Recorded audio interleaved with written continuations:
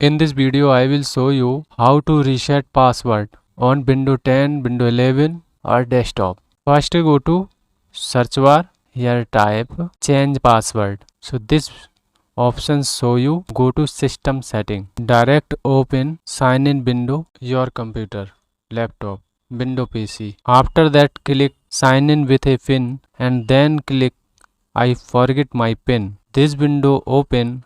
Are you sure? Forget password.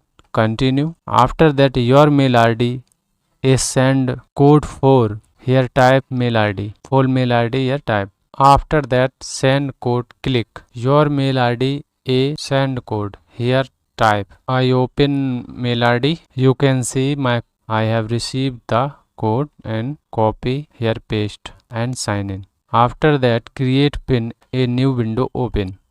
So here new create a pin. If you include letter and symbol, so this checkbox only number, so uncheck this box and continue. You can see my laptop window password reset complete. So this process follow you and your computer, PC, laptop, Windows 10, Windows 11 easily password change. That's it. Like and subscribe.